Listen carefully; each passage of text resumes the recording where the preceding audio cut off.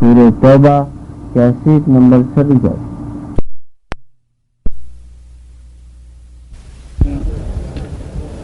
اللهم صل على سيدنا محمد وعلى آل سيدنا محمد كما صليت على إبراهيم وعلى آل إبراهيم في العالمين إنك حميد مجيد. قال الله تبارك وتعالى في كلامه المجيد: أعوذ بالله من الشيطان الرجيم. بسم الله الرحمن الرحيم. استغفر لهم أو لا تستغفر لهم إن تستغفر لهم 70 مرة فلن يغفر الله لهم ذلك بأنهم كفروا بالله ورسوله والله لا يهدي القوم الفاسقين. قال المؤلف والمفسر رحمه الله تعالى يخبر تعالى نبيه صلى الله عليه وسلم بأن هؤلاء المنافقين ليسوا أهلا للاستغفار، وأنه لو استغفر لهم 70 مرة فلن يغفر الله لهم. وقد قيل إن 70 إنما ذكرت حسما لمادة الاستغفار لهم، لأن العرب في أساليب كلامها تذكر 70 في مبالغة كلامها ولا تريد التحديد بها ولا أن يكون ما زاد عليها بخلافها. وقيل بل لها مفهوم كما روى الله في أن ابن عباس رضي الله تعالى عنهما أن رسول الله صلى الله عليه وسلم لما نزلت هذه الآية اسمع ربك تخسري فيهن والله لاستغفرن لهم أكثر من 70 مرة لعل الله أن يغفر لهم. فقال الله من شدة غضبه عليهم: سواء عليهم استغفرت لهم أم لم تستغفر لهم. اب مفسر رحمۃ اللہ علیہ سورۃ التوبہ کی ان آیات مبارکہ میں تفسیر بیان فرماتے ہیں کہ اللہ نے اپنے نبی پاک صلی اللہ علیہ وسلم کو خبر دی کہ آپ ان کے لیے یعنی منافقین کے لیے بخشش مانگیں یا نہ مانگیں، اگر آپ ان کے لیے 70 دفعہ بھی بخشش مانگیں تو اللہ ہرگز ان کو معاف نہیں کریں گے. تو منافقین جو ہیں چونکہ وہ سب سے بڑے اعداء اسلام ہیں کہ تاریخ اسلام میں جتنا نقصان بھی اسلام کو پہنچا ہے وہ منافقین کے ذریعے پہنچا ہے. تو اس لیے حضور صلی اللہ علیہ وسلم کے زمانے میں جو آپ کا سابقہ پڑا ہے یا مشرکین سے پڑا ہے یا اس کے بعد منافقین یہود سے پڑا ہے کہ جب مکی زندگی ہے تو مقابلے پہ مشرکین ہیں، کفار ہیں، اور جب میرے آقا تشریف لے گئے، ہجرت فرما گئے مدینہ منورہ، تو وہاں پھر آپ کے مقابلے پہ وہاں کے یہود تھے، بنی قریظہ، بنی قینقاع، بنو نذیر. اور جب اللہ نے اسلام کو غلبہ دیا، عزت دی فتح بدر کے بعد، تو پھر وہ لوگ جو تھے ظاہر میں مسلمان بن گئے کہ ہم اگر اسلام مزید غالب آ گیا تو ہم مسلمان بن کے اپنی جان بچا لیں گے. تو وہ ظاہر میں اسلام لائے تھے لیکن ان کے باطن میں اسلام نہیں تھا. جیسے کہ اللہ تبارک و تعالی نے قرآن پاک میں باقاعدہ سورۃ المنافقون نازل فرمائی. فرمایا: اذا جاءك المنافقون قالوا نشهد انك لرسول الله والله يعلم انك لرسوله والله يشهد ان المنافقين لكاذبون. اللہ نے فرمایا کہ میرے محبوب صلی اللہ علیہ وسلم جبکہ آپ کے پاس منافق کہتے ہیں ہم گواہی دیتے ہیں، آپ تو اللہ کے رسول ہیں لیکن اللہ گواہی دیتے ہیں منافق جھوٹے. اور یاد رکھیں کہ منافقین کا نقصان اس قدر زیادہ تھا کیونکہ ہمیشہ وہ دشمن زیادہ خطرناک ہوتا ہے جو آپ کے ساتھ رہتا ہو. وہ تو جیسے مثال مشہور ہے نا جی کہ دشمن اگر گھر میں موجود ہے تو پھر باہر کا کیا غم. تو اس لیے اللہ تبارک و تعالیٰ نے اگر کافروں نے توبہ کی، اگر کافروں نے معافی مانگی، اگر کافروں کے لیے حضور نے دعا کی تو اللہ نے قبول فرمایا، اللہ نے معافی. جیسے کہ صحیح روایات میں آتا ہے کہ سیدنا ابی ہریرہ رضی اللہ تعالی عنہ حضور صلی اللہ علیہ وسلم کی خدمت میں حاضر ہوئے اور انہوں نے کہا کہ یا رسول اللہ صلی اللہ علیہ وسلم میری ماں جو ہے وہ کافرہ ہے، اور حضور صرف یہ نہیں کہ کافرہ ہے بلکہ آپ کی شان میں کلمات ایسے کہتی ہے جو گستاخانہ کلمات۔ اب میں مجبور ہو گیا ہوں کہ ایک طرف ماں ہے اور ایک طرف آمنہ کا لال سیدنا محمد الرسول اللہ صلی اللہ علیہ وسلم ہے، ادھر بھی اللہ حکم دیتے ہیں کہ ماں باپ کے ساتھ سختی نہ کرو، ماں باپ کے آگے نیاز مندی کرو، ماں باپ سے احسان کرو اور ماں باپ جیسے ہوں، اور ادھر حضور آپ کی محبت آپ کی شان۔ تو مہربانی کر کے دعا مانگیں کہ اللہ تبارک و تعالی نے اگر فیصلہ ہدایت کا فرمایا ہے تو میری اماں کو ہدایت دے دے، نہیں تو اللہ پاک زمین سے اٹھا لیں یا رسول اللہ میں تو بہت تنگا۔ حضور صلی اللہ علیہ وسلم نے دعا کی، فرمایا اللہم اہدی ام ابا ہریرہ، یا اللہ ابی ہریرہ کی اماں کو ہدایت عطا فرما۔ حضرت ابی ہریرہ فرماتے ہیں رضی اللہ تعالیٰ عنہ جب میں گھر میں واپس آیا تو میری والدہ غسل کر کے تیار بیٹھی ہیں، اور اس کے بعد پوچھا کہ ابی ہریرہ تیرے نبی پاک کا اس وقت دربار کھلا ہوگا، ملاقات کی اجازت مل جائے گی؟ میں نے کہا ماں بھی کی، تمہیں حضور کے کیا کام ہے؟ کہنے لگے کہ بس اب مجھ سے صبر نہیں ہو سکتا، جلدی لے چلو مجھے حضور کے دربار میں۔ حضور صلی اللہ علیہ وسلم کی خدمت میں آپ لاٹھی پکڑ کے لے آئے، بوڑھی اماں ہے، اور کہا ابشری یا محمد صلی اللہ علیہ وسلم، حضور مبارک ہو اللہ نے آپ کی دعا سن لی ہے، ھذا وھذہ امی، میری اماں آئی ہے اسلام لانے کے لیے۔ تو آپ کی اماں جو تھی فوراً مسلمان۔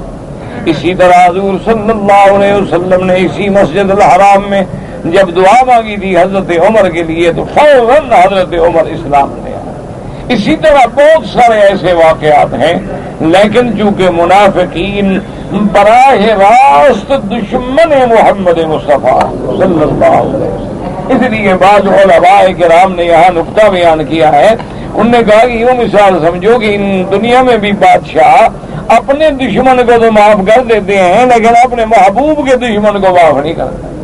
تو اللہ تبارک و تعالیٰ نے بھی کافر تو براہ راست اللہ کا دشمن ہے، اور منافق جو ہے وہ بالواسطہ سرکار دو عالم کا دشمن ہے، سیدنا محمد الرسول اللہ صلی اللہ علیہ وسلم کا دشمن ہے، کہ جنگ احد میں حضور کو نقصان پہنچانا چاہا، اسی طرح جنگ تبوک کی واپسی پر سرکار دو جہاں کو قتل کرنا چاہا، اسی طرح حضور صلی اللہ علیہ وسلم جب بنی قریظہ یہودیوں کے پاس آپ نے فرمایا کہ دیت کے لیے میں نے چندہ کرنا ہے تم بھی مدد کرو، تو نے کہا بالکل حضور آپ تشریف لے آئیں ہم مدد کریں گے۔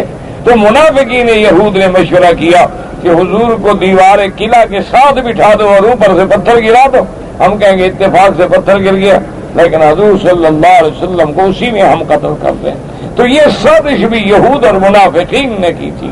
اور اسی طرح میرے آقا سرکار دو عالم صلی اللہ علیہ وسلم کی شان میں گستاخی جو ہے عبداللہ ابن ابی اور اس کے اصحاب نے کی تھی، جس کو اللہ نے مفصل قرآن میں ذکر کیا ہے کہ انہوں نے کہا کہ لا تنفقوا علی من عند رسول اللہ حتی ینفضوا، اللہ کے نبی کے صحابہ پر خرچ نہ کرو تاکہ یہ آپ سے دوڑ جائیں۔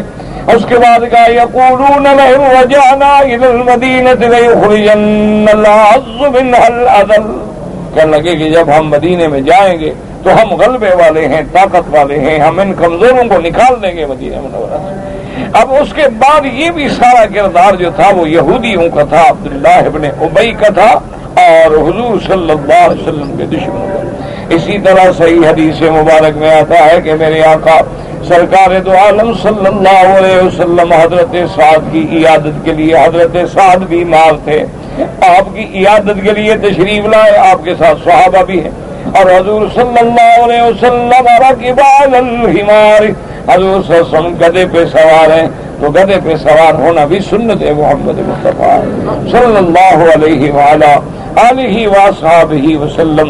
اور خدا کی شان ہے کہ اس جانور کی سواری جو ہے وہ بندے کے دماغ سے کبر کو ختم کر دیتی ہے، غرور کو ختم کر دیتی ہے۔ آپ دیکھیں نا آدمی اگر گھوڑے پہ سوار ہو تو اس میں ایک نخوت پیدا ہوتی ہے، اونٹ پہ سوار ہو تو آدمی میں ایک اور اونچائی کا مادہ پیدا ہوتا ہے، اور جب ایک چھوٹے سے جانور پہ سوار ہو تو آدمی تواضع کا مادہ پیدا ہوتا ہے۔ اور آدمی کا وہ کبر اور غرور جو ہے اس کی نفی ہوتی ہے. اور میرے آقا سے متواضع دنیا میں کون پیدا ہو؟ سب سے زیادہ تواضع کرنے والے، سب سے زیادہ اللہ کے آگے جھکنے والے، سب سے زیادہ حضور صحابہ سے بے تکلفی فرمانے والے. آپ جب تشریف لے آئے حضور صلی اللہ علیہ وسلم فمر بمجلس فیہم ابن ابی، حدیث مبارک میں آتا ہے کہ حضور پاک صلی اللہ علیہ وسلم اس مجلس سے گزرے اور اس میں ابن ابی بھی موجود تھا، منافقین کا سردار.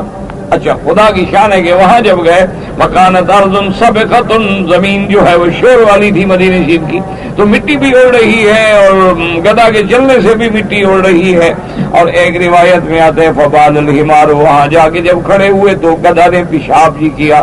تو اب ابن ابی جو تھا اس نے اپنے منہ پہ نعوذ باللہ ناک پہ رومال رکھا اور کہنے لگا الیک انی، کہ حضور چلے جائیں، ہمارے پاس نہ آیا کریں، ہمیں تنگ کرتی ہے ہوا جو ہے. تو حضرت عبداللہ ابن رواحہ کھڑے تھے، ان کو جوش آ گیا.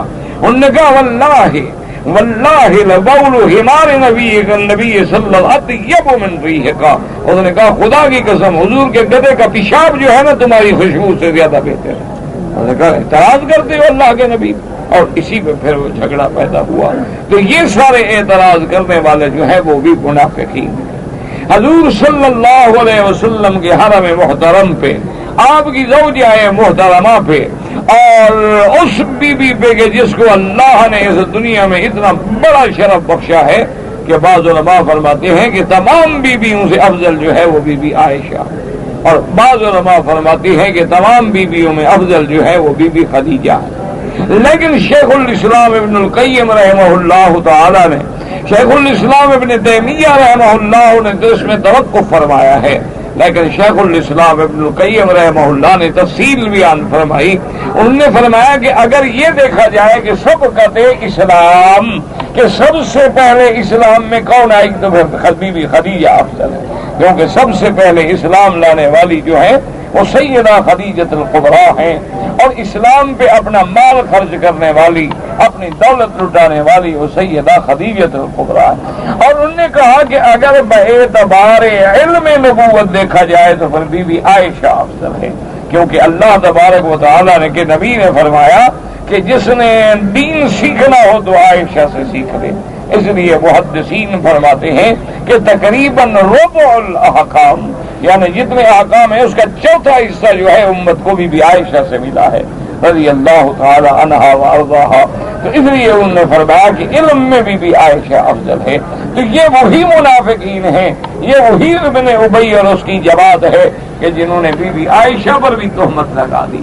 اس لیے علماء نے لکھا ہے کہ منافقین جو ہیں وہ براہ راست دشمن محمد مصطفیٰ صلی اللہ علیہ وسلم، اور آستین کے سانپ ہیں کہ مسلمان بن کے مسلمانوں میں رہ کے ڈسنا چاہتے ہیں.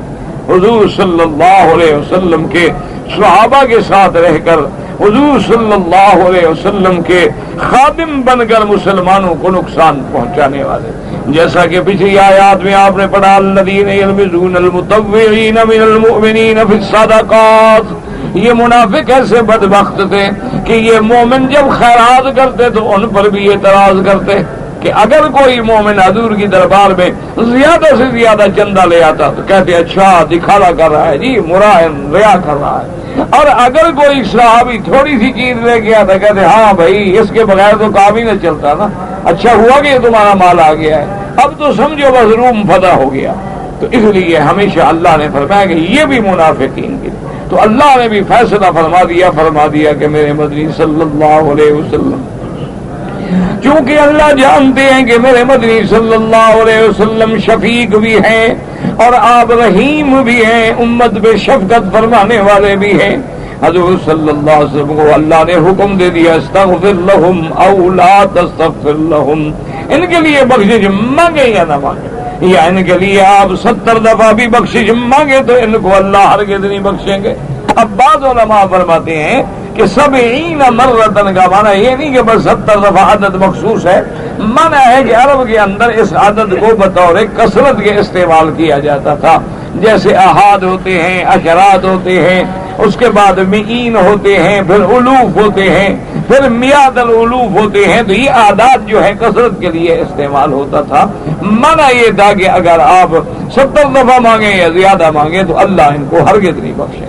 اور ایک روایت میں آتا ہے کہ جب اللہ نے فرمایا ان تستغفر لهم 70 مرة فلن يغفر الله لهم، میرے محبوب اگر آپ ان کے لیے 70 دفعہ بھی مانگیں تو حضور نے فرمایا اللہ نے مجھے بتا دیا ہے کہ 70 دفعہ مانگوں تو نہیں بخشیں گے، لیکن میں 70 سے زیادہ مانگوں گا کہ شاید اللہ معاف فرما دیں، اللہ تبارک و تعالیٰ بخش دیں اور یہ جہنم کی آگ سے بچ جائیں.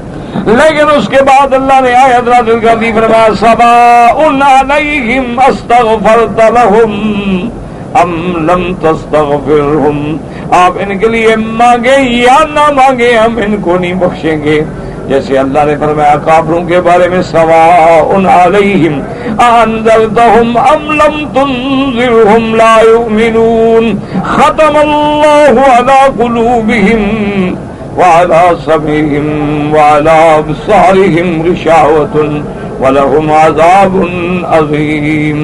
بعض وہ کفار جن کے دلوں پہ اللہ نے مہریں لگا دی، اللہ نے فرمایا کہ میرے محبوب میرے مدنی صلی اللہ علیہ وسلم ان کو آپ ڈرائیں یا نہ ڈرائیں، ان کو دعوت دیں توحید کی یا نہ دیں، یہ ہرگز ایمان نہیں لے آئیں گے.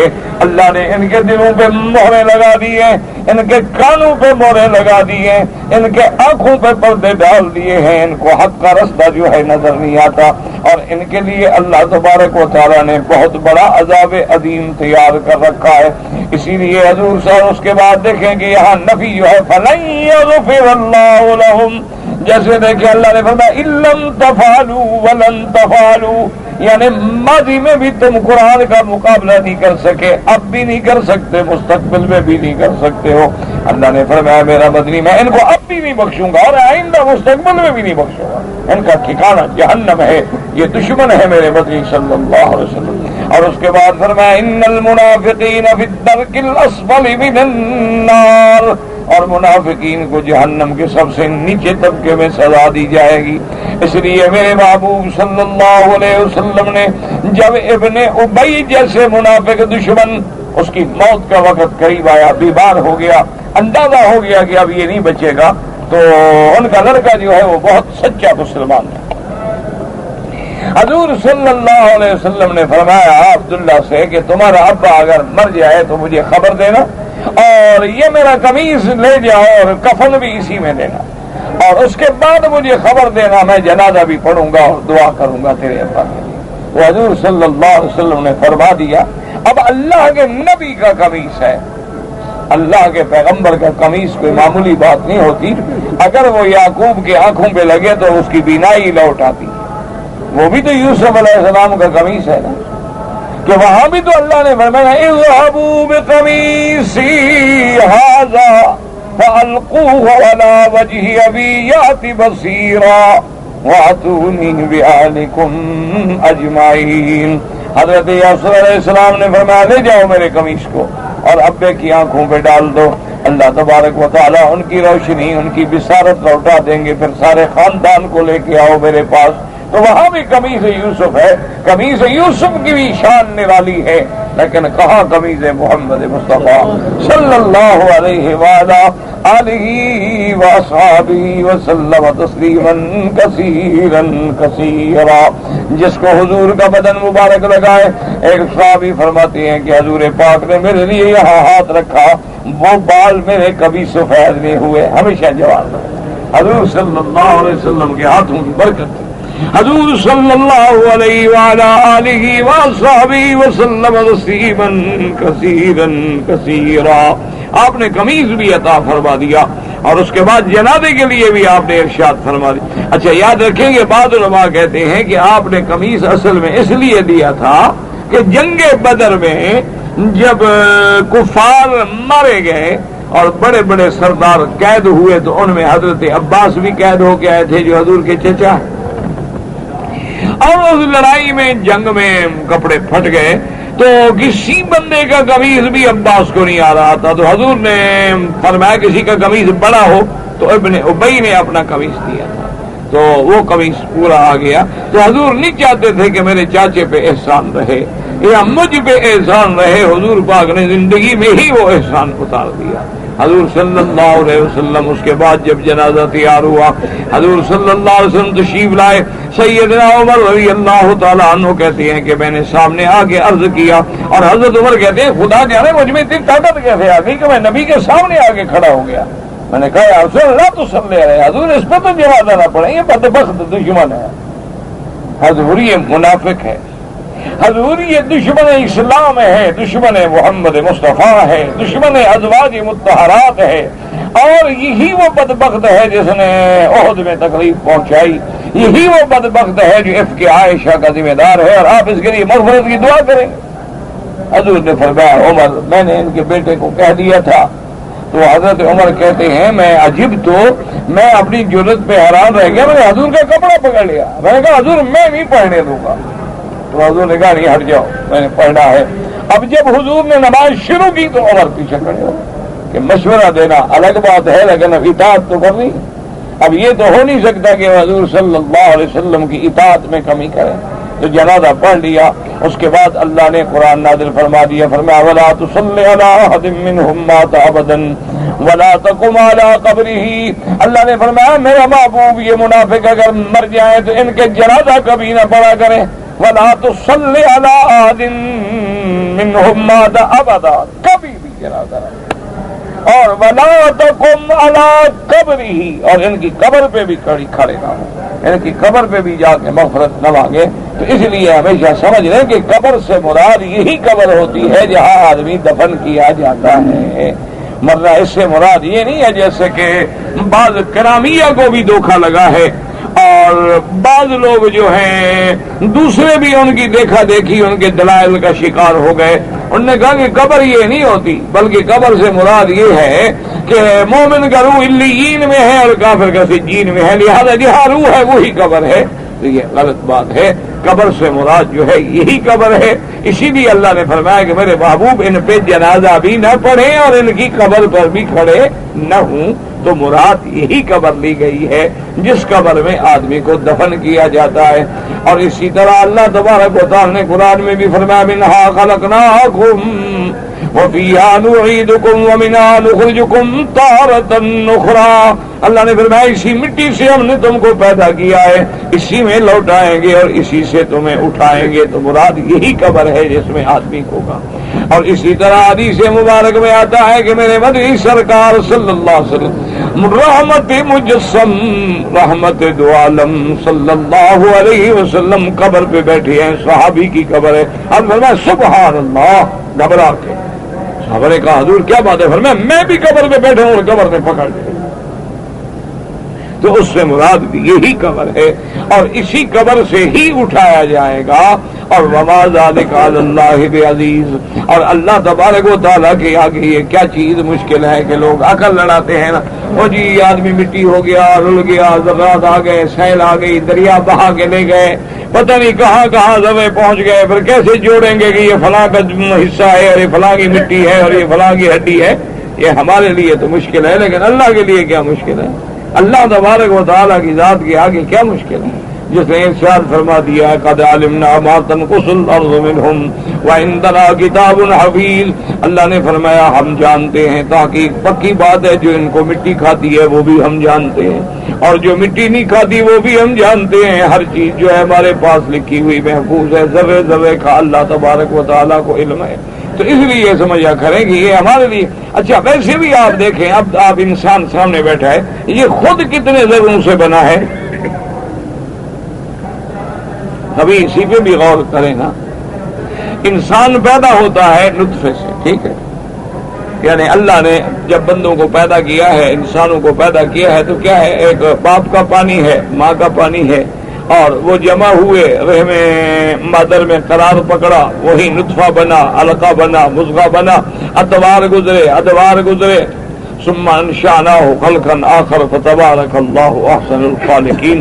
تو یعنی انسان پیدا ہوا من ماء مہین, اس نطفے سے, اس گندے پانی سے. اچھا یہ پانی کس چیز سے پیدا ہوتا ہے؟ پانی پیدا ہوتا ہے خون سے. انسان کے بدن میں خون بنتا ہے نا، خون کے بعد پھر یہ مادہ پیدا ہوتا ہے۔ اچھا خون کیسے بنتا ہے؟ غذا کھانے سے۔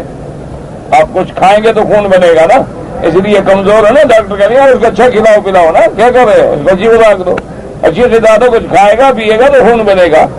اچھا اب جب آپ غذا کھاتے ہیں تو وہ معدے میں کیلوس و کیموس کے مراحل طے کرتی ہے، اور اس کے بعد پھر خون بھی بنتا ہے، اور جو بچتا ہے وہ فضلہ بنتا ہے، پیشاب کا رستہ الگ ہے، براز کا رستہ الگ ہے، اور خون جو ہے پھر وہ نالیوں میں شرائین میں تقسیم ہوتا ہے، اور جگر جو ہے وہ یہ کام کرتا ہے، اور پھر ان نالیوں سے دل کو اور تمام اعضاء رئیسہ کو خون پہنچایا جاتا ہے۔ تو خون بنا غذا سے۔ اچھا غذا کس سے بنی؟ وہ بنی مٹی سے۔ اچھا غذا جو ہے جناب، جیسے اب آپ مکے میں رہتے ہیں ماشاءاللہ، مرغی کھاتے ہیں پولینڈ کی اور انڈا کھاتے ہیں ہالینڈ کا، تو کہاں کہاں کا غذا اکٹھی ہو کے تیرے اندر جا رہی ہے، تو تمہاری اتنی متفرق ہے چیزوں کو اللہ نے ایک بندے میں جمع کر دیا ہے۔ کہیں کے سیب کھا رہے ہو، کہیں کے جناب پھل کھا رہے ہو، کہیں کے انار کھا رہے ہو، کہیں کا آم کھا رہے ہو، یہ ساری مختلف غذائیں جو ہیں وہ تیرے اندر خون بن رہی ہیں، خون سے نطفہ بن رہا ہے، نطفے سے حضرت انسان بن رہے ہیں۔ تو یہ ساری پھیلی ہوئی چیزوں کو اگر اللہ نے پہلے تم میں جمع کر دیا ہے تو دوبارہ جمع کرنا کیا مشکل ہے؟ اللہ تبارک و تعالیٰ کے آگے کیا مشکل ہے؟ وما ذلک علی اللہ بعزیز۔ اللہ تبارک و تعالیٰ کو ذرے ذرے کا علم ہے۔ اور یہ بھی یاد رکھیں کہ انسان کے بدن میں کچھ چیزیں ایسی بھی ہیں، جیسے کہ حدیث میں آتا ہے کہ ہر چیز گل جاتی ہے الا عجب الذنب، وہ آخری چیز کی ہڈی کا جو آخری مورا ہے وہ نہیں گلتا ہے، اور اسی سے پھر اللہ تبارک و تعالیٰ سب کو دوبارہ زندہ فرما دیں گے۔ اس لیے حضور صلی اللہ علیہ وسلم کو اللہ نے حکم دے دیا کہ میرے محبوب ان کے جنازے پہ بھی نہ کھڑے ہوں، اور آئندہ ان کی قبر پہ بھی نہ کھڑے ہوں، ان کو ہم نہیں معاف کریں گے۔ اللہ تبارک و تعالیٰ نے اپنی اعلان پر، اس لیے قرآن پاک نے فرمایا، مفسر رحمۃ اللہ علیہ انہی آیات کی تفسیر میں ارشاد فرماتے ہیں یخبر تعالیٰ نبی صلی اللہ علیہ وسلم، اللہ پاک نے اپنے نبی، اپنے پیارے حبیب سیدنا محمد مصطفیٰ صلی اللہ علیہ وسلم کو خبر دی کہ ان ہؤلاء المنافقین، یہ منافق جو ہیں یہ استغفار کے قابل نہیں ہے، اگر آپ ان کے لیے 70 دفعہ بھی مانگے تو اللہ ان کو ہرگز نہیں معاف فرمائیں گے۔ بات کہتے ہیں کہ یہ 70 کا مادہ جو ہے حسمن لمادۃ الاستغفار لهم، یعنی بس اتنا مانگے تو نہیں مانگے، کیونکہ عرب جو ہیں اپنے اسالیب کلام میں اس کو مبالغے کے طور پہ ذکر کرتے ہیں، ولا تريد التعديد بها، اور یعنی یہ نہیں ہوتا کہ لازمی 70 کے مراد 70 کا ہی عدد ہے، ولا ان يكون ما زاد عليها بخلافها، وکیل بلّہ وقباض علماء کہتے ہیں کہ نہیں، اس کا مفہوم یہی ہے کہ لما نزلت هذه الآیہ، جب یہ آیت اتری، حضور پاک نے فرمایا اللہ نے مجھے اس آیت میں یہ بھی اجازت دی ہے کہ میں 70 سے اگر زیادہ مانگوں گا، واللہ لاستغفرن لهم اکثر من 70 مرۃ، میں 70 سے بھی زیادہ مانگوں گا، لعل اللہ یغفر لهم، تاکہ اللہ ان کو امید ہے کہ معاف کر دیں۔ وقال اللہ من شدت غضبہ، اللہ نے اپنے جلال سے فرمایا سواء علیہم استغفرت لهم ام لم تستغفر لهم، اللہ نے فرمایا میرا محبوب ان کے لیے آپ بخشش مانگے یا نہ مانگے، ان کو ہم معاف نہیں کریں گے۔ وقال الشعبی لما سقط عبد الله بن ابی ترك ابنه الى النبي صلی اللہ علیہ وسلم وقال ان ابي قد احدث واحب ان تشهد وتصلي عليه، فقال نفس ما اسمك، وقال الحباب بن عبد الله، قال بل انت عبد الله ابن عبد الله، ان الحباب اسم شیطان۔ اب اس روایت میں حضرت شعبی فرماتے ہیں کہ لما سقل عبداللہ ابن ابی، کہ جب عبداللہ ابن ابی رئیس المنافقین کی بیماری شدت اختیار کر گئی اور اس کے بعد اس کے مرنے کے علامات پیدا ہو گئے، اس کا بیٹا حضور کی خدمت میں آیا اور اس کے بعد کہنے لگا کہ یا رسول اللہ صلی اللہ علیہ وسلم ان ابی قد احتضر، میرے ابے کا مرنے کا وقت قریب آ گیا ہے اور میں یہ محبوب رکھتا ہوں، آپ مہربانی کریں کہ آپ تشریف لائیں، اس پہ جنازہ بھی پڑھیں، مغفرت بھی، دعا کی بھی اس کے لیے کریں۔ آپ نے فرمایا اچھا تمہارا نام کیا ہے؟ ما اسمک؟ فقال الحباب بن عبداللہ ابن ابی، حضرت نے فرمایا حباب اچھا نام نہیں ہے، یہ تو شیطان کا نام ہے، تمہارا نام آج کے بعد عبداللہ ہے، تو لہذا عبداللہ ابن ابی۔ تو یہ حضور صلی اللہ علیہ وسلم کا پکا عاشق ہے، صحابی ہے، مومن ہے اور سچا ایمان والا ہے۔ اور اس کے بعد حضور صلی اللہ علیہ وسلم تلک معه حتی شہدہ، حضور تشریف لے گئے، وَأَلْبَسَهُ قَمِيصَهُ وَهُوَ عَلِقٌ وَصَلَّى عَلَيْهِ فَقِيلَ لَهُ وَتُصَلِّي عَلَيْهِ فَقَالَ، اب حضور تشریف لے گئے اور آپ وہاں گئے، اس کو دیکھا، اس کو قمیض پہنایا، یعنی آپ اندازہ کریں شفقت حبیب اکرم صلی اللہ علیہ وسلم کہ وہ دشمن ہیں اور میرا مدنی قمیض پہنا رہے ہیں، وہ دشمن ہیں اور حضور مانگ رہے ہیں دعائیں۔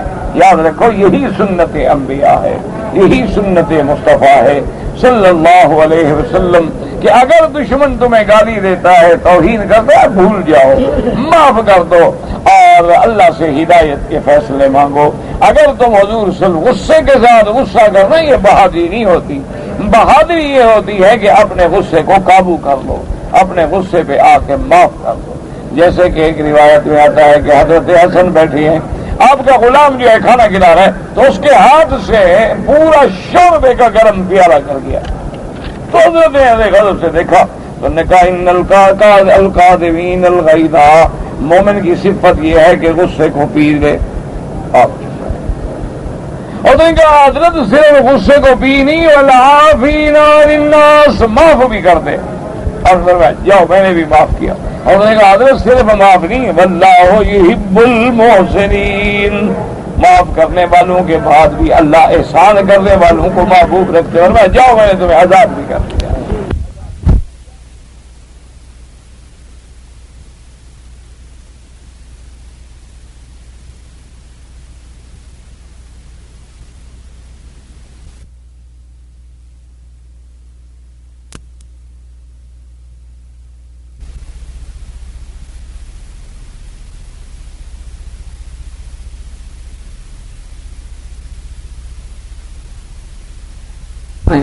ایک آدمی گالی دے دے تم بھی گالی دے دو، وہ 2 گالیاں دے گا تم 4 گالیاں دے گا، وہ 4 گالیاں دے گا تم 8 گالیاں دے گا، وہ تمہارے خلاف جھوٹی باتیں بنائے گا تم بھی بنا لو گے۔ یہ بڑی بات ہے۔ بہادری تو یہ ہے کہ وہ گالیاں دے اور تم دعائیں دو، وہ کانٹے بچھائے اور تم پھول برساؤ۔ یہ اتباع سنت محمد مصطفیٰ ہے صلی اللہ علیہ وعلا آلہ واصحابہ وسلم تسلیما کثیرا کثیرا۔ وہاں حضور صلی اللہ علیہ وسلم خدمت میں کہا گیا تو صلی علیہ یا رسول اللہ، حضور اس منافق پہ جنازہ پڑھ رہے ہیں اور اللہ تبارک و تعالی نے فرمایا ان تستغفر لهم 70 مرة، آپ نے فرمایا وَلَسْتَغْفِرَنَّ اللَّهُ 70 و70 و70، حضور نے فرمایا اللہ نے مجھے فرمایا کہ 70 دفعہ بھی مانگو تو میں نہیں بخشوں گا، میں ان کے لیے 70 دفعہ پھر 70 دفعہ پھر 70 دفعہ مانگوں گا، شاید اللہ بخش دے۔ لیکن اس کے بعد آیت آ گئی سواء علیہم استغفرت لهم ام لم تستغفر لهم وقد فرح المخلفون بمقعدهم خلاف رسول الله وكرهوا أن يجاهدوا بأموالهم وأنفسهم في سبيل الله وقالوا لا تنفروا في الحر قل نار جهنم أشد حرا لو كانوا يفقهون فليضحكوا قليلا وليبكوا كثيرا جزاء بما كانوا يكسبون۔ يقول تعالى من المنافقين المتخلفين عن صحابة رسول الله في غزوة تبوك وفرحوا بقعودهم بعد خروجه۔ اب اللہ تبارک و تعالیٰ ان آیات مبارکہ میں خبر دیتی ہے ان منافقین کی کہ جب میرے محبوب سرکار دو جہاں صلی اللہ علیہ وسلم غزوہ تبوک کے لیے تشریف لے گئے حضور پاک، اور یہ غزوہ بڑا مشکل تھا، عین گرمی کے وقت میں، شدید گرمی کے وقت میں، اور عین جب فصل پکے ہوئے ہیں، کھجوریں پکی ہوئی ہیں، اور پھر مقابلہ بھی ان لوگوں کے ساتھ ہے کہ جو مسلح فوج ہے روم سے ٹکرانا ہے۔ اللہ اکبر، اس وقت نکلنا جو ہے وہ بہت بڑا امتحان تھا۔ اب اس وقت منافقوں نے کیا کیا، بہانے بنا لی، یا رسول اللہ میرے گھر میں تکلیف ہے، میرے گھر میں بیماری ہے، اور میرے گھر میں ایسا ہے، میرے گھر میں ایسا ہے۔ مہربانی کریں، میں بڑا دل چاہتا ہے لیکن جی مجبور ہونی، حضور نے فرمایا اچھا نہ جاؤ نہ جاؤ نہ جاؤ۔ اب جب حضور صلی اللہ علیہ وسلم تشریف لے گئے تو منافق بڑے خوش، انہوں نے کہا اچھا دیکھا کیسے بہانہ بنا لیا ہم نہیں گئے، اچھا ہو گیا نا، خامخواہ جاتے تکلیفیں کرتے۔ اور دیکھو جی مسلمان جا رہے ہیں 30,000 کا لشکر لے کے، آگے روم سے ٹکر ہے اور 90,000 کا وہ لشکر ہے، کیسے لڑیں گے؟ ایسے خامخواہ، یہ تو ایک بھی واپس نہیں آئے گا۔ اسی طرح جناب کیا لگے کہ اتنی شدید گرمی میں سفر کرنا بالکل مرنے کے برابر، ایسی گرمی میں کیا جانا۔ اللہ نے اپنے نبی صلی اللہ علیہ وسلم پہ ان کے احوال کو کھول دیا، اللہ نے قرآن نازل فرما دیا کہ گھر بیٹھے خوش ہو رہے ہیں اور سمجھتے ہیں کہ بڑی گرمی، ان کو پتہ نہیں کہ جہنم کی گرمی کتنی ہے، یہ تو دنیا کی گرمی کی باتیں کر رہے ہیں نا، ان کو پتہ نہیں کہ میں نے ان کے لیے جو جہنم تیار کی ہے اس کی کیا گرمی ہوگی، کہ یہ آگ تو یوں سمجھ لیں کہ اس کا اگر 70 ڈگری ہو تو 1 ڈگری ہے، باقی تو ساری جہنم میں محفوظ ہے۔ اسی لیے ایک روایت میں حضرت وہب کے بارے میں آتا ہے کہ ذوالقرنین جو بادشاہ گزرے ہیں جن کا ذکر قرآن میں ہے، اور یہ وہ بادشاہ ہے ماشاءاللہ کہ جہاں سے سورج کا مطلع ہے وہاں بھی پہنچا ہے اور جہاں غروب ہے وہاں بھی پہنچا ہے، یعنی زمین کے ایک سرے پہ بھی پہنچا دوسرے پہ بھی پہنچا۔ تو بعض روایات میں انہوں نے کتب متقدمہ سے یہ روایت بھی نقل کی ہے کہ ذوالقرنین جب اس مقام پہ پہنچے تو وہاں انہوں نے ایک عظیم پہاڑ دیکھا۔ اچھا، اور بعض روایات میں یہ بھی آتا ہے کہ گویا کہ دونوں کنارے جو ہیں ادھر بھی پہاڑ ہے ادھر بھی پہاڑ ہے، تو گویا یہ آسمان جو ہے ان پہاڑوں پہ یوں مقبی ہے، ایسا ہے جیسے قبہ ہو۔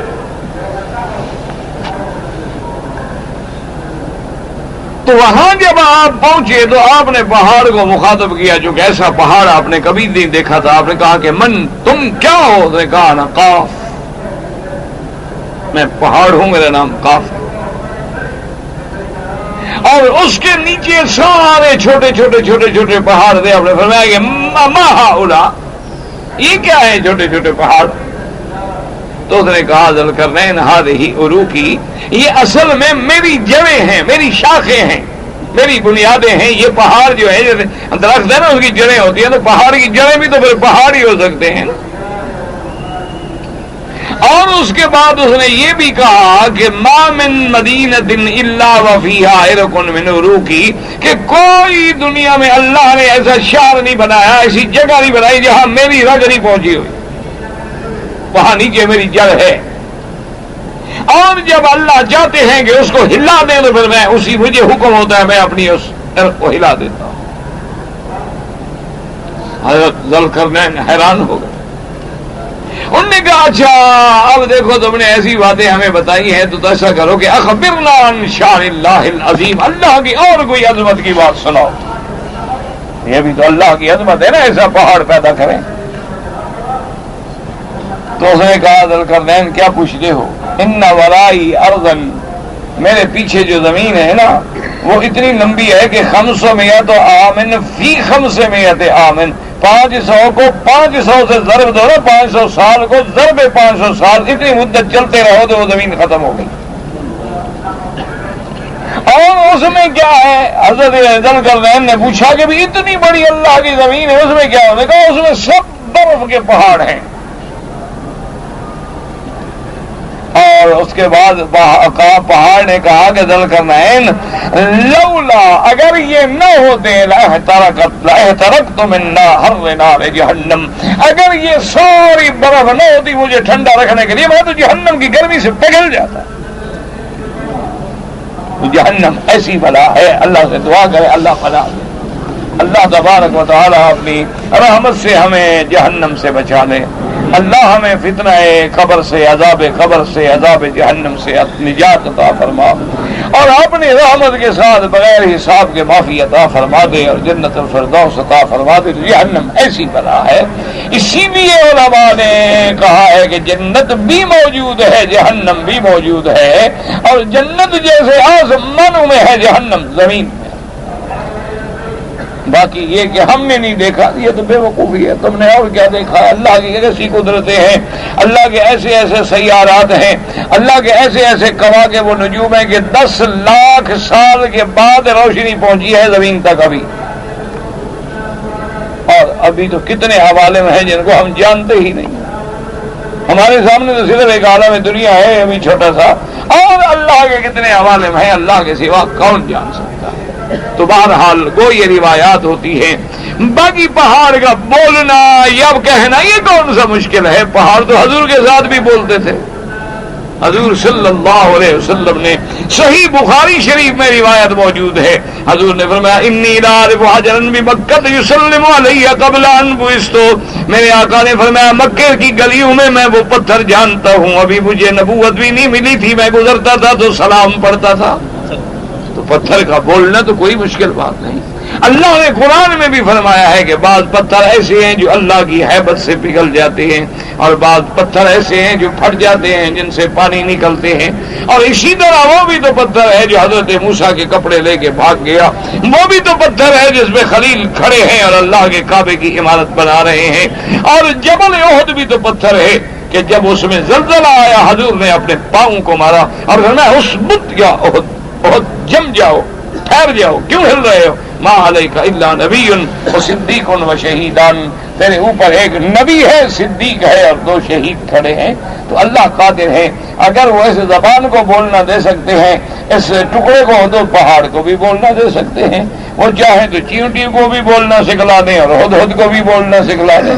وہ چاہیں تو پتھروں کو بھی بولنا سکھلا دیں. وہ چاہے تو بندے کی بولتی بھی بند کر دیں. کتنے انسان ہیں زبانیں بند ہیں، گونگے ہیں، نہیں بول سکتے.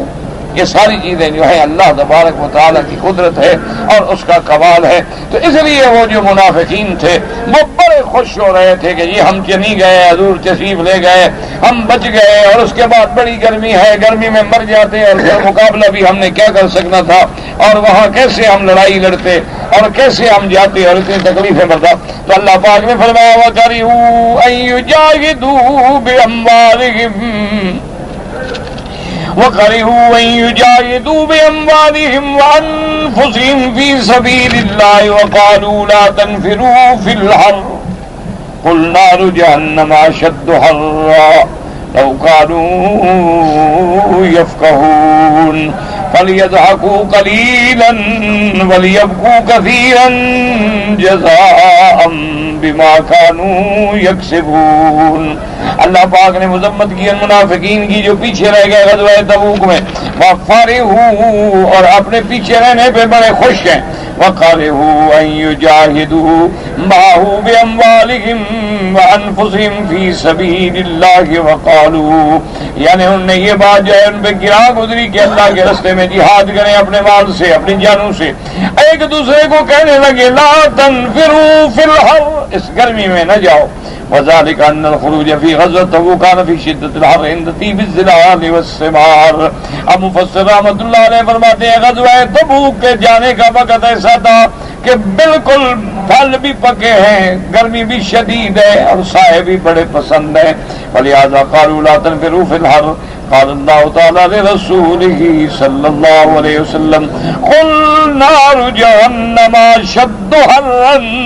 اللہ نے فرمایا میرے محبوب قل لہم، ان بدبختوں کو کہہ دو کہ نار جہنم التی تسیرون الیہا مخالفتکم، کہ وہ جہنم کی آگ جو ہے جس کی طرف تم جا رہے ہو، اس گرمی کی طرف تو نہیں جا رہے ہو نا، ادھر تو تم چل رہے ہو.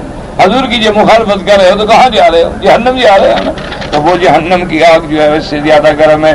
مما فرضتم من الحر بل اشد حرا من النار، جس گرمی سے تم بھاگ رہے ہو اور جس جہنم کی طرف تم جا رہے ہو وہ جہنم کی آگ جو ہے وہ زیادہ سخت ہے. اس کے بعد جیسے فرماتے ہیں قال الامام مالک بن سناد نبی ہریرہ رضی اللہ تعالی عنہ ان رسول اللہ قال نار بني آدم التي توقدونها جزء من 70 جزء من نار جهنم. وقالوا يا رسول الله إن كان كافية فقال فضلت عليها ب69 جزءا. أخرجه في الصحيح وفي مالك. صحیحین میں امام بخاری اور امام مسلم رحمۃ اللہ علیہ نے یہ روایت کی ہے. حضرت ابی ہریرہ اس کے راوی ہیں کہ حضور نے فرمایا کہ نار بنی آدم آج کل جو آگ تم استعمال کرتے ہو یہ جہنم کی آگ کی 70 ڈگری میں سے گویا 1 ڈگری ہے. اس کے بعد نے کہا حضور اتنی سخت، میں اتنی سخت کیا ہے، یہ ہے بھی 1 ڈگری، وہ 70 اور ہو گئی. اور پھر وہ جو ہے اس کی طاقت جو ہے 69 جزء 69 درجے اور اس سے زیادہ طاقت والی ہے. اللہ تبارک و تعالی صحیح ہے، میں حدیث موجود ہے. وقال الامام احمد حدثنا سفيان بن زناد عن ابي هريره رضي الله تعالى عنه عن ابي هريره النبي صلى الله عليه وسلم قال ان ناركم هذه جزء من 70 جزءا من نار جهنم وضربت في البحر مرتين ولولا ذلك ما جعل الله فيها منفعة لأحد. وهذا أيضا اسناده صحیح سند کے ساتھ یہ حدیث مبارک ہے. حضور نے فرمایا یہ تمہاری آگ جو ہے یہ تو گویا 70 میں سے 1 درجہ ہے، اور اللہ نے اس کو 2 دفعہ دریا میں ڈبو کے ٹھنڈا کر دیا ہے. اگر اللہ اس کو کم نہ کرتے تو دنیا میں کوئی آدمی اس سے فائدہ نہ اٹھا سکتا. وقد روى الامام ابو الترمذي واجب باس الدوري وعن يحيى بن ابي بكر شريك ناس من سان ابي هريره رضي الله تعالى قال رسول الله موقد الله النار 1000 سنه حتى احمرت ثم وقد عليه الصلاه ثم وقد عليه الصلاه صداق الليل المظلم. اور اس حدیث مبارک میں آتا ہے کہ اللہ تبارک و تعالی نے آگ جہنم جو ہے اس کو جلایا گیا، 1000 سال اس کو گرم کیا گیا تو سرخ ہو گئی، پھر 1000 سال گرم کیا تو سفید ہوئی، اس کے بعد 1000 سال گرم کیا تو سیاہ ہو گئی. حتیٰ اس وقت صداق الليل المظلم، ایسی سیاہ جیسے رات اندھیری ہوتی ہے. یعنی 3000 سال اس آگ کو جلا کے گرم کیا گیا. ثم قالت الزلال وحدنا غير يحيى كذا قال وقد روى الحافظ بن ابراهيم محمد بن محمد حسين بن مكرم بن عبد الله بن سيد بن شيخ بن عبد الله نخيبه. اللہ تبارک و تعالی سے بہرحال دعا یہ فرمائیں کہ اللہ اپنی رحمتوں کے ساتھ اب کلمے پڑھنے والوں کو جہنم کی آگ سے بچائیں. اللہ حضور کی امت پہ رحم فرمائے اور اللہ ہمارے ہاتھ پہ رحم فرمائے. نماز میں جو ہم لوگ نیت کرتے ہیں زبان سے کہنا کوئی ضروری نہیں. اصل مقام نیت جو ہے یاد رکھو دل ہے کہ اب ہم لوگ عشاء کی نماز کے لیے کھڑے ہیں، یہی نیت ہے تو کھڑے ہیں نا، چلے نہیں جاتے، یہی نیت. باقی یہ زبان سے کہنا کہ 4 رکعت منہ طرف قبلہ شریف کے اور پیچھے اس امام کے اور بروز سوموار اور بوقت 8 بجے شام، یہ تو بدعت ہے، یہ تو منع ہے. فقہا نے بھی جو اجازت دی ہے وہ صرف استحضار ہے زبان سے کہ ہم لوگ چونکہ غافل ہو گئے ہیں اور دین سے تعلق نہیں رہا، آ رہے ہوتے ہیں مغرب پڑھنے کہہ رہے ہوتے ہیں عشاء پڑھ رہے ہیں، اس لیے زبان سے یاد کر لے تو کوئی حرج نہیں. ورنہ جو ہے اصل نیت کا مقام جو ہے دل ہے. لیکن بعض عبادات میں حضور نے زبان مبارک سے بھی نیت کی ہے، جیسے حج مبارک میں فرمایا لبیک بحجۃ وعمرۃ. اگر کوئی آدمی مدینہ منورہ جانا چاہتا ہے زیارت کے لیے بالکل کوئی منع نہیں.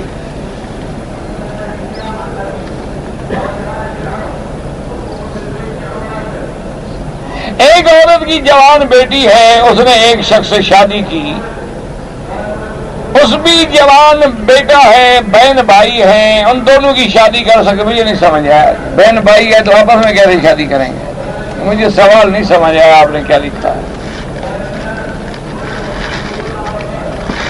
اگر شیطان کو کنکریاں مارنی ہیں مینا میں تو کنکریاں مزدلفہ سے لینی ضروری ہے؟ کوئی ضروری نہیں. شیطان کو مارنے کے لیے مزدلفہ سے لے لیں، راستے سے لے لیں، خود مینا سے لے لیں، لیکن جمرات کے ارد گرد جو کنکریاں پڑی ہیں وہاں سے نہ لیں، کیونکہ وہ استعمال شدہ ہیں، ان کو نہیں لینا چاہیے. ورنہ پورے مینا میں، پورے مکے میں، مزدلفہ میں جہاں سے مرضی آئے کنکریاں اٹھا لیں.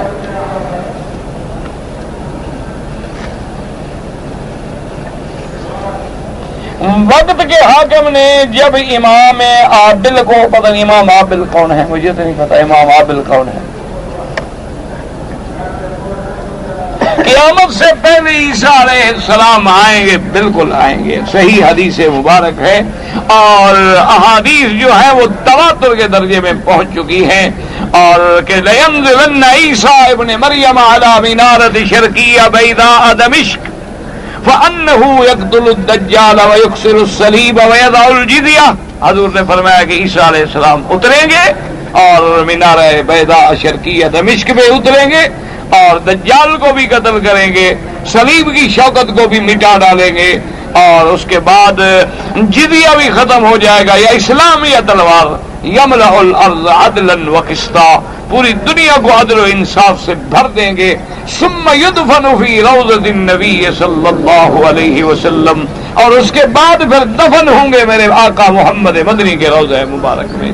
اور قیامت والے دن یہ شان ہوگی شیخین کی کہ ایک طرف اللہ کا آخری خاتم الانبیاء ہیں اور ایک طرف بنی اسرائیل کا آخری رسول و نبی عیسیٰ ابن مریم ہیں، اور ساتھ ابو بکر و عمر ہیں. وہکذا نبعث. حضور نے فرمایا اس طرح اٹھیں گے. تقریباً 40 سال حضرت عیسیٰ رہیں گے. کہتے ہیں کہ یہاں حرم میں جو لوگ کھجوریں دیتے ہیں ہم کھا سکتے ہیں. کیوں نہیں کھا سکتے؟ کوئی زکوٰۃ تھوڑی ہے، عام صدقہ ہے، کوئی بات نہیں. اور دیتے اسی لیے ہیں کہ روزے دار افطار کریں، چونکہ سوموار اور جمعرات کا روزہ رکھنا جو ہے وہ سنت ہے. ان کو پتہ ہوتا ہے کہ آج سوموار ہے، لوگوں نے روزہ رکھا ہوگا، ہم افطار کرائیں تو بالکل کھا سکتے ہیں. لیکن یہ کھانے پہ زور نہ دیا کرو، کبھی کھلانے والے بھی بنا کرو. کبھی تم بھی لے آیا کرو گی لوگوں کو کھلا دو. یہ کھانے کی عادت بڑھ جائے نا پھر کھلانا بھی مشکل ہو جاتا ہے. بہرحال مہدی پہلے پیدا ہوں گے، ان کے ہوتے ہوئے عیسیٰ علیہ السلام آئیں گے. اب صدی کون سی ہوگی اللہ عالم. آج کل بھی مسلمانوں پر جادو کا اثر ہو سکتا ہے، بالکل ہو سکتا ہے. جادو تو ایسے ہے نا جیسے بچھو ہوتا ہے جو نبی اور ولی کا بھی حیا نہیں کرتا، سب پہ اثر ہو سکتا ہے.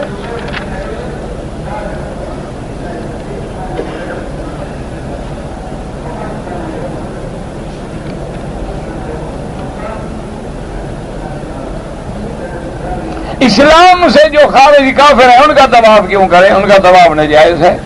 جو مر گئے کفر پہ، زندہ ہے دعا کریں ان کے لیے.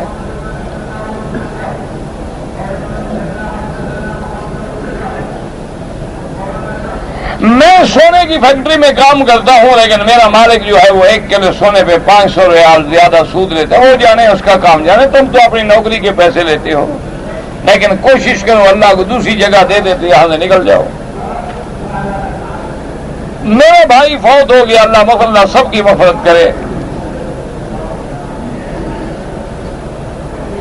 ایک آدمی کنڈکٹر نے دھکا دیا ہے، اللہ عالم. بہرحال یہ قتل خطا ہوتا ہے، اس کو کیا دشمنی ہوگی؟ رش کی وجہ سے کوئی ایسی بات ہو گئی ہوگی. بہرحال اللہ دلوں کو جانتے ہیں. جو دعا مانگتے ہیں وہ سیدھی اللہ سے مانگے.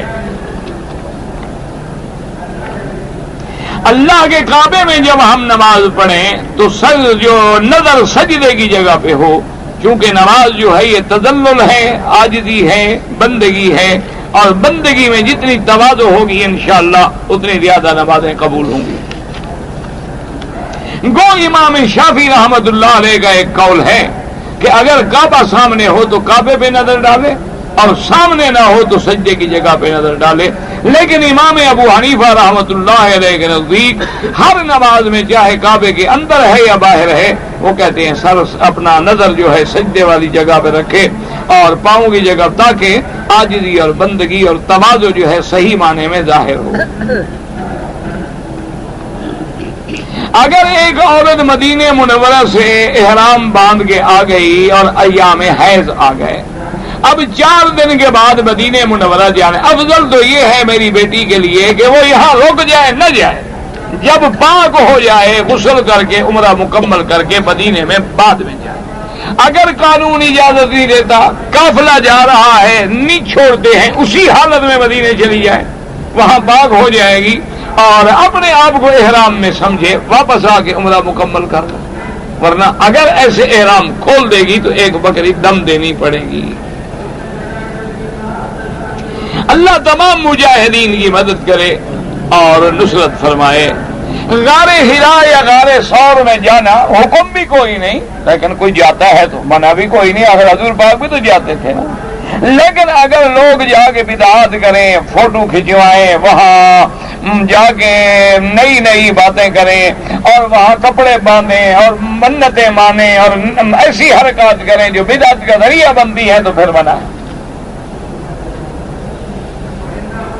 اگر آدمی شادی شدہ زنا کرے، بس توبہ کرو، مسئلہ کیا پوچھ رہا ہے، اللہ اللہ سے توبہ کرو، معافی مانگو۔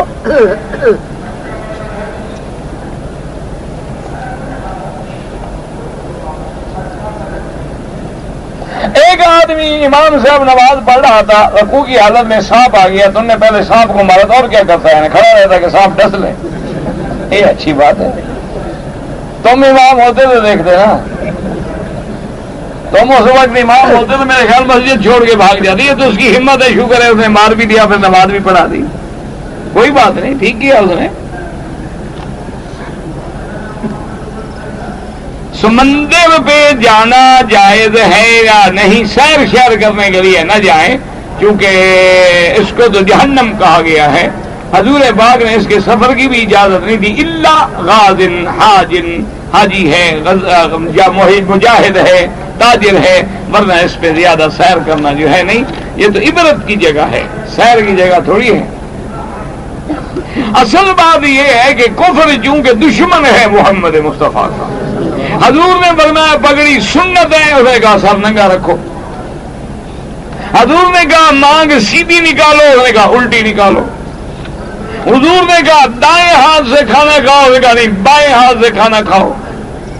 حضور نے فرمایا بیٹھ کے پیشاب کرو، ایسی جگہ ہو کہ چھینٹے نہ ہونے، اس نے کہا نہیں کھڑے ہو کے پیشاب کرو، اور گرو بھی سیمنٹڈ چیز میں تاکہ پورے کپڑے جو ہیں گندے ہوں۔ تو اس نے اصل میں قدم قدم پہ مخالفت کی ہے محمد الرسول اللہ، اور ہمارا نوجوان جو ہے وہ بھی ہر بات میں اس کا فرما بردار ہے۔ وہ گلے میں اگر ایک کوئی لاکٹ لٹکائے، یہ سارے لاکٹ لٹکائیں گے۔ وہ ٹیڈی کپڑے پہنیں گے جو رکوع میں جاتے ہوئے پھٹ جائیں، یہ بھی ٹیڈی پہنیں گے۔ وہ بڑے پانچے والی پہننا شروع کر دے تو یہ بھی وہی، وہ جین پہنے یہ جین پہنیں گے، وہ گند پہنے یہ گند پہنیں گے، وہ خنزیر کھائے یہ خنزیر کھائیں گے، وہ شراب پیے یہ کیا فرق ہے شراب اور خنزیر میں؟ یعنی وہ حرام ہے تو شراب کیا ہے؟ وہ بھی حرام ہے، تو کیا فرق پڑتا؟ ہر وہ کام کریں گے جو کافر کرے گا۔ وہ گلے میں صلیب کا نشان لگائے گا، ٹائی یہ بھی لگائیں گے، نہ لگا سکے تو کالر تو بنوا لیں گے، چلو خوش تو ہم نیاز مند بن جائے نا۔ ہر بات پہ مخالفت کریں گے، وہ تو دشمن ہے، اس نے تو ہمارے دماغوں میں بٹھانا ہے کہ جو آمنہ جلال کی سنت ہے اس کی مخالفت کرو۔ حضور نے فرمایا سرما پہننا سنت ہے، اس نے کہا نا سرما نہ پہننا، اس میں سیسا ہوتا، اندھے ہو جاؤ گے۔ ورنہ آنکھیں تو ہماری تھی، اس کو کیوں درد آ گیا؟ اصل مقصد جو ہے وہ مخالفت ہے میرے محبوب کی۔ اب دیکھیں آپ نے ایمان سے کہیں خدا کے کعبے میں کھڑے ہو، آپ کسی بڑے 5 اسٹار ہوٹل میں چلے جائیں، باہر جو دروازے پہ کھڑا ہوگا اس کے سر پہ پگڑی ہوگی۔ آپ کسی ڈی سی کمشنر کے دروازے پہ چلے جائیں، پٹے والا جو ہے گلے میں پٹا ہوگا، سر پہ پگڑی ہوگی، صاحب کا سر ننگا ہوگا اسے۔ اور آپ اگر ہوٹلوں میں جائیں بیرے کے سر پہ پگڑی ہوگی، ریلوے میں جائیں بیرے کے سر پہ پگڑی ہوگی۔ اس نے دکھایا کہ پگڑی نیچ لوگوں کا کام ہے، یہ اچھے لوگوں کا کام نہیں، تاکہ حضور کی پگڑی کی توہین ہو سکے۔ اور ہم ہر حال میں اس کے نیاز مند ہیں، بالکل قدم بقدم۔ وہ داڑھی منڈاتا ہے، ہم بھی منڈاتے ہیں، وہ کل داڑھی رکھنا شروع کر دیں سارے رکھ لیں۔ کل اگر وہ داڑھی رکھنا شروع کر دیں اچھا وہ بال رکھتا ہے رکھیں، وہ کل گنجا ہونا شروع ہے، سارے گنجے ہو جائیں گے، دیکھ لیں۔ یہ تو نیاز مند ہیں اس کے، مانتے نہیں ورنہ روحانی اولاد ہیں یہ باقاعدہ۔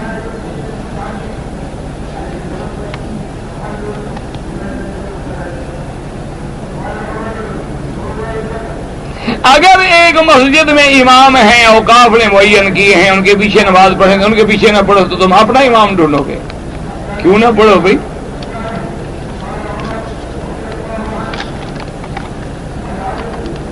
مکروہ اوقات جو ہیں فجر کے بعد سورج نکلنے تک عصر کے بعد غروب ہونے تک، اور عین جب سورج سر پہ ہو۔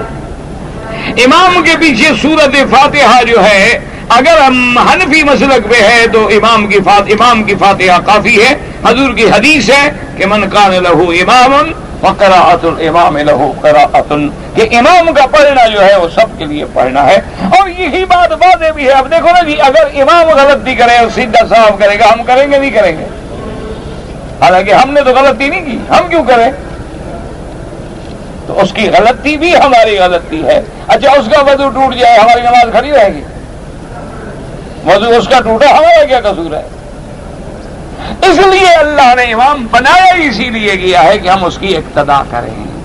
باقی جو پڑھتے ہیں ان کے پاس بھی دلائل ہیں، اللہ سب کی قبول کرے اور اللہ ہمیں فتنوں سے بچائے۔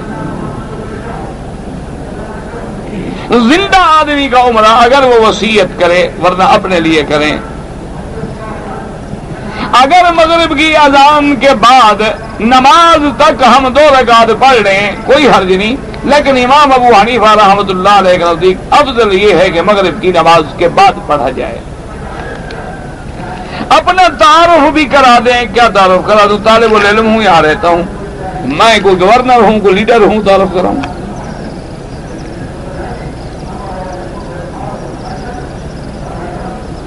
مجھے آپ نے پتہ نہیں کہ مدنی سرکار کے آپ نے سمجھ نہیں آیا کیا لکھا ہے۔ آپ ایسا لفظ لکھتے ہیں جو پڑھا ہی نہیں جاتا۔ اگر بچہ بھی آ جاتا ہے جنازے میں، بڑی میت بھی آ جاتی ہے، کبھی بالغ بچے بھی آتے ہیں، نابالغ بچے بھی آتے ہیں، تو ہم دعا میں کیا کریں؟ دعا تو بڑی جامع ہے۔ اللہم اغفر لحینا ومیتنا وشاہدنا وغائبنا وصغیرنا وکبیرنا، وہی کافی ہے دعا، کوئی اور مانگنے کی ضرورت ہی نہیں۔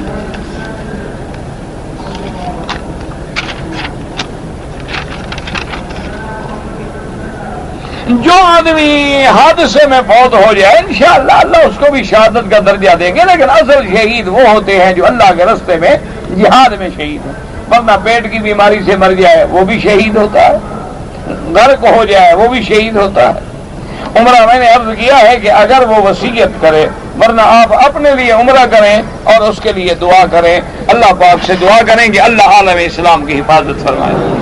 دل سے دعا کریں گے، یا اللہ عالم اسلام کی حفاظت فرما، یا اللہ عالم اسلام کی عزت کا فیصلہ فرما، یا اللہ اسلام کا بول بالا فرما اور کفر کا منہ کالا فرما، یا الہ العالمین عالم عرب کی، فلسطین کی، مجاہدین کشمیر کی، افغان کی، عرب کی، عجم کی، سب کی حفاظت فرما، قدم قدم پہ نصرت فرما، یا اللہ اس بلد الامین کی قیامت تک حفاظت فرما، یا اللہ حاسدوں کے حسد سے محفوظ فرما، یا اللہ مفسدین کے فساد سے محفوظ فرما، یا اللہ بیماروں کو شفا عطا فرما، یا اللہ بیماروں کو شفا عطا فرما، یا اللہ ہماری داخلی ظاہری باطنی روحانی جسمانی نفسانی سب بیماریاں دور فرما، یا اللہ ہم پر رحمت کے فیصلے فرما، یا اللہ حضور کی امت پہ رحمت کے فیصلے فرما، یا اللہ حضور کی امت کی عزت کا فیصلہ فرما، یا اللہ کفر کی ذلت کا فیصلہ فرما، یا الہ العالمین یا ارحم الراحمین۔